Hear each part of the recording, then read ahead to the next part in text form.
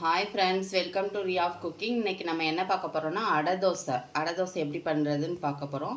இதுக்கு தேவையான பொருட்கள் பார்த்துக்கோங்க. இட்லி அரிசி வந்து 1 கப் எடுத்து வச்சுருக்கேன். பச்சரிசி 1 கப்பு, பாசிப்பருப்பு வந்து 1/2 கப் எடுத்திருக்கேன். உளுந்தும் அப்படி தான். கடலைப்பருப்பு 1/2 கப் எடுத்திருக்கேன். சோம்பு கொஞ்சமாக ஒரு 2 ஸ்பூன் எடுத்துக்கோங்க. பட்டவத்தல் ஒரு 8 எடுத்திருக்கேன். இதில் வந்து தேங்காய் பூ கொஞ்சோன்னு போடணும். இப்போ வந்து நம்ம இதை 5ஐயும் சேர்த்து ஊற வச்சுக்கலாம். பட்டவத்திலையும் சோம்பையும் தவிர்த்து மிச்சப்படிக்கு அரிசி எல்லாத்தையும் சேர்த்து போட்டு நம்ம ஊற வச்சு எடுத்துக்கலாம். நல்லா வாஷ் பண்ணி ஊற.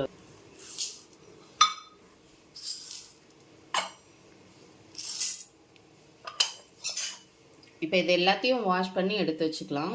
1 ஹவருக்கு ஊறணும். இப்போ நமக்கு நல்லா ஊறிடுச்சு. இப்போ நம்ம வந்து இதை அரைச்சி எடுத்துக்கலாம். இட்லி மாவு பதத்துக்கு அரைச்சி எடுத்துக்கோங்க. நான் வந்து மிக்சியில் அரைக்க போகிறேன். நீங்கள் கிரைண்டரில் போட்டாலும் சரிதான். இந்த அளவு நல்லா அரைச்சி எடுத்துக்கோங்க. கொஞ்சம் குருணையாக தான் இருக்குது. இப்போ வந்து இன்னும் நம்ம அரைக்கணும். இப்போ தேவையான அளவு உப்பு சேர்த்துக்கோங்க. இதில் வந்து கொஞ்சம் ஒரு சில்லு தேங்காய் பூ எடுத்து வச்சுருக்கேன். இதையும் சேர்த்துக்கலாம். எல்லாமே சேர்த்து நம்ம இப்போ அரைக்க போகிறோம். பட்டவத்தல் போட்டுக்கலாம். சோம்பு எடுத்து வச்ச சோம்பையும் போட்டு இப்போ இதை ஒரு சுற்றி அரைச்சி எடுத்து வச்சுக்கலாம். இந்த அளவுக்கு எல்லாத்தையும் நம்ம போட்டு எல்லாத்தையும் சேர்த்து அரைச்சி எடுத்துக்கிட்டாச்சு. பதத்துக்கு இருக்குது. இந்த அளவு தான் இருக்கணும். ரொம்ப தண்ணியாக இருக்கக்கூடாது, ரொம்ப கெட்டியாக இருக்கக்கூடாது. இதில் இந்த அளவுக்கு மாற்றி எடுத்துட்டு நான் வந்து கொத்தமல்லி, கருவேப்பிலை, ஆனியன் கட் பண்ணி எடுத்து வச்சுருக்கேன். அதை சேர்த்துக்கலாம். அப்புறம் முருங்கைக்கீரை எடுத்து நான் வாஷ் பண்ணி வச்சுருக்கேன். அதையும் சேர்த்துக்கோங்க. இப்போ நம்ம மிக்ஸ் பண்ணி ஊற்றி எடுக்க வேண்டியது தான். அப்படியே ஊத்தாப்ப மாதிரி ஊற்றிக்கணும்.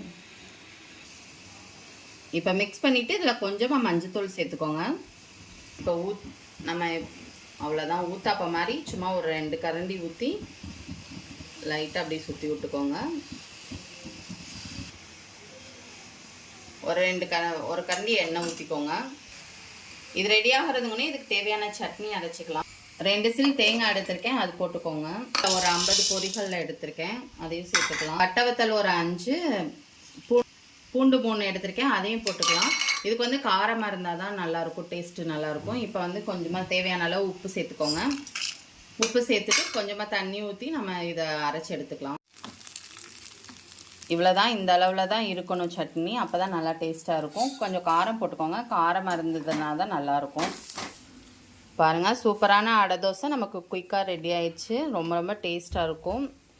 ஈஸியாக நீங்கள் பண்ணிடலாம். சாப்பிட்டு பார்ப்போம் எப்படி இருக்குன்னு. Wow, amazing. நல்லாயிருக்கு, சூப்பராக இருக்குது.